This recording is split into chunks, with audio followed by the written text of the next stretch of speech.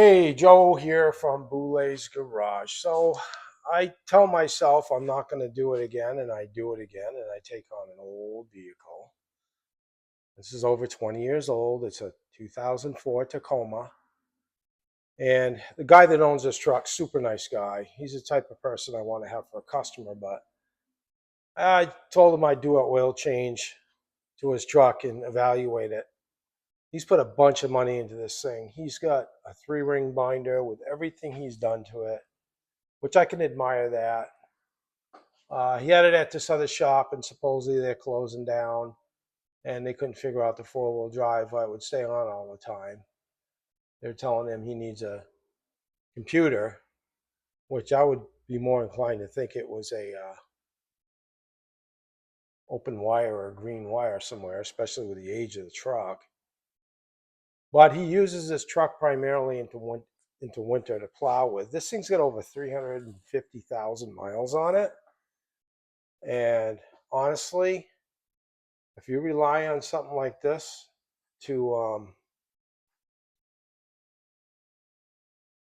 you know make you money in the wintertime, I would honestly want something a little bit newer, because it puts me in a position where he needs it to be reliable and to make money, and that's stress. Now, these Toyotas had a frame recall. They put brand new frames under them, and a lot of people that own these vehicles say, "Oh, it's got a brand new frame. It's a brand new truck." Well, no, it's not. I'm going to give you the prime example right here. Look at the rockers on this truck. They are gone. The front body mount is gone. They actually taken a license plate and patched a hole in the floor. Currently, we still have state inspection right now. In January, it's going to be gone. But still, I don't want to really touch this truck. Uh, a lot of different reasons. Now, let's just have a frame done in it. And you look right here. Right there, you can see that frame starting to perforate through. A lot of people get these trucks and they like, oh yeah, brand new frame, brand new frame, brand new. Well, the recalls were done 10 years ago. So you really got to undercoat these things. It looks like it has been done, but still, it's got an exhaust leak on it. I mean, he's put a lot of money into this truck. I can admire it. There's a loose bolt right there holding that bracket. Found some loose bolts up in the front. I tightened them up for him. Thing's got a fuel tank done in it. He's had all kinds of work done to it. But, something like this is a truck you have, and you basically take it to the dump.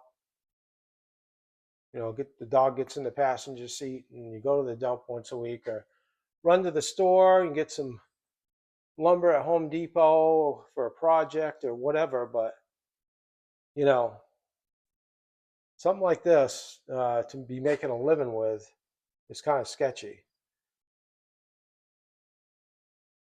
I'm going to let it down. We're going to take a look at the top. I drained the oil in it, and I've changed the filter. And we're going to take a look up top.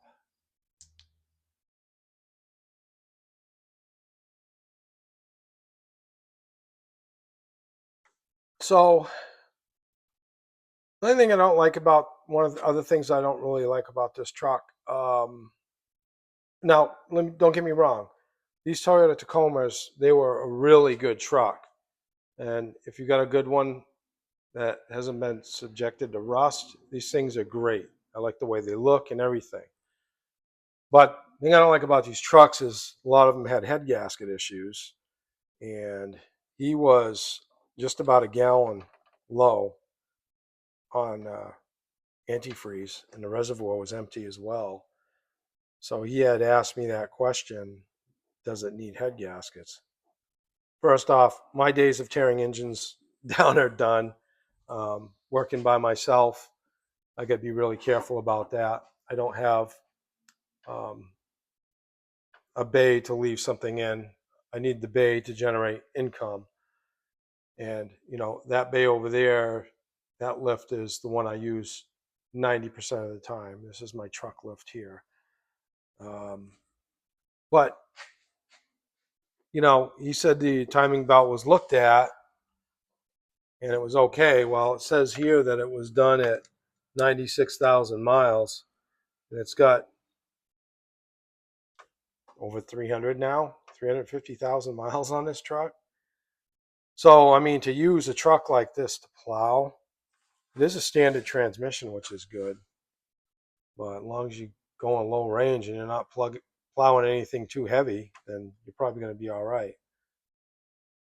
But this is a type of truck, if you own something like this and you work it, um, you really want to do most of the work on it yourself if you're mechanically inclined to do so.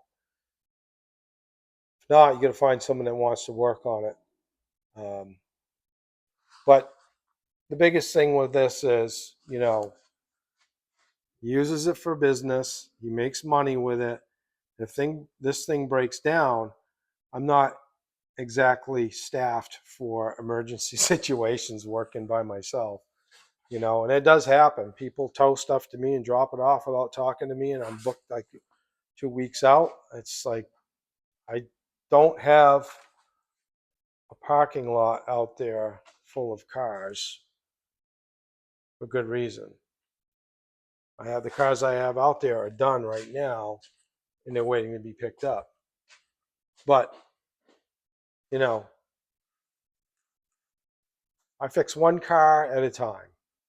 That's the way I do it. I've watched a lot of shops over the years. They take and bite off more than they can chew.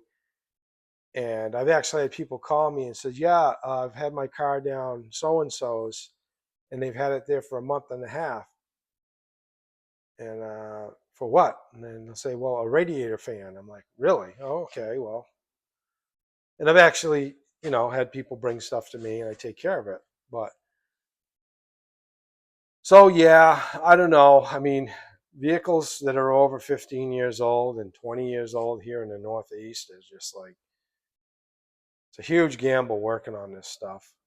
And this one's got quite a few problems. And he's done so much work to it. Super nice guy. I'd really, if you're watching this video, I'd really like to help you out, bud. But it just is going to need way too much work for me to handle right now. So if you have an older vehicle and it's been good to you and you use it for work, I'd like to know in the comment section below if you do your own work or if you hire it out. If you like this video, please do so and subscribe while you're at it. That would be even better. Have a good night.